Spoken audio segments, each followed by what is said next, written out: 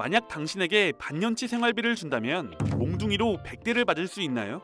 소설 흥부전을 보면 흥부는 매를 대신 맞는 대신 30냥을 얻을 수 있는 제한을 받습니다. 이는 당시 일용노동자 150일치 임금에 해당하는 거금이었죠. 이것은 정말 소설 속 이야기였을까요? 남의 벌을 대신 받아주고 돈을 받다니, 어떻게 보면 정말 황당한 일이지만 조선 후기 누군가에게는 목숨을 건 현실이었습니다. 조선시대 공식 기록인 승정원 일기를 보면 돈을 받고 대신 장을 맞는다는 구절이 여러 번 등장합니다. 이를 보면 돈을 받고 매를 맞는 것은 실제로 있었던 일로 보이는데요. 그러면 소설 속 흥부가 제한받았던 것처럼 30냥을 제한받는 것이 보통이었을까요? 조선 후기 학자 성대중이 남긴 청성잡기를 보면 진실은 훨씬 더 잔혹한 것을 알 수 있습니다. 이 책에는 실제 매품팔이 이야기가 등장하는데 장 100대를 맞는 맷값은 7냥에 불과합니다. 반년치 생활비는커녕 흥부가 꿈꿨던 30냥의 4분의 1에도 미치지 못하는 액수였죠. 하지만 이마저도 품팔이 노동자에게는 매우 귀중한 돈이었습니다. 형벌을 대신 받는 게 직업인 만큼 매품팔이가 감수해야 할 위험은 7냥의 가치를 훨씬 뛰어넘었습니다. 당시 관에서 매를 맞는다는 것은 목숨을 내놓아야 하는 일이었기 때문인데요. 수령들은 정해진 매질 횟수 안에서 매 맞는 강도를 조절할 수 있습니다. 강한 형벌을 좋아하는 수령은 형을 집행하기 전 매를 드는 사람의 복사뼈를 쳐서 일부러 악에 받쳐 죄인을 더욱 가혹하게 때리게 만들기도 했습니다. 이렇게 맞은 매의 후유증, 장독이 올라 죽는 일은 흔했으며 이를 장패라고 불렀습니다. 이 때문에 매품팔이는 항상 목숨을 건 거래를 해야 했습니다. 매를 치는 형리에게 뒷돈을 줘야 했던 것인데 매값 7냥의 일부를 뇌물로 줘야 살살 맞는 특혜를 얻어 목숨을 부지할 수 있었습니다. 앞에서 본 청성잡기에는 매품팔이에 관련된 비극을 보여주는 이야기가 기록되어 있습니다. 한여름 곤장 100대짜리 매품을 2번이나 팔고 지쳐 돌아온 남편이 으스대며 집에 들어왔는데 아내가 남편에게 말합니다. 100대 맞을 돈을 또 받아놓았소.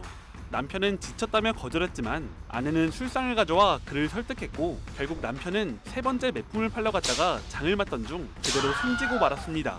이처럼 매품팔이는 목숨을 건 극한 직업이었습니다. 그렇다면 여기서 한 가지 의문이 생깁니다. 이런 직업은 왜 생겨난 것일까요? 유교의 대표적인 경전 예기에는 형불상대부라는 말이 있습니다. 형벌은 사대부에 미치지 못한다는 말로 원칙적으론 양반에게 육체 형벌을 가하지 않는다는 것이었죠.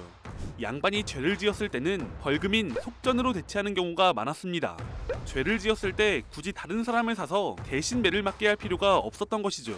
적어도 조선 전기까진 그랬습니다. 하지만 조선 후기에 들어서자 상황이 바뀌었습니다. 임진왜란과 병자호란 이후 상업이 발달하면서 기존의 신분제는 뿌리부터 흔들리기 시작했습니다.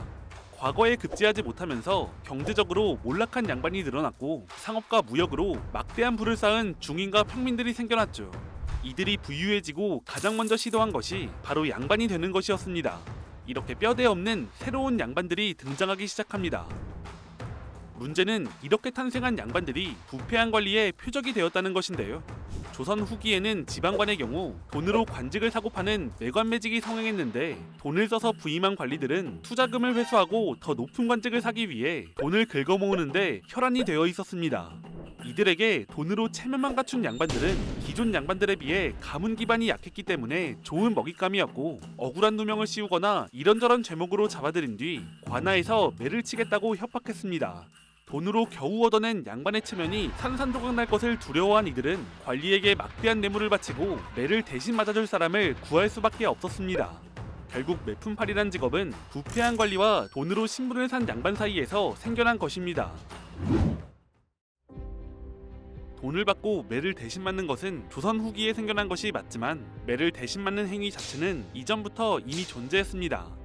조선왕조실록엔 병든 아버지를 위해 아들이 대신 장을 맞겠다고 청하거나 실제로 아버지를 대신해 매를 맞다가 죽음에 이른 아들의 이야기가 기록되어 있죠. 한때는 효를 행하는 것과도 같았던 이 행위는 사회 부패와 모순 속에서 목숨을 팔아 돈을 버는 비극적인 직업으로 변질되었습니다.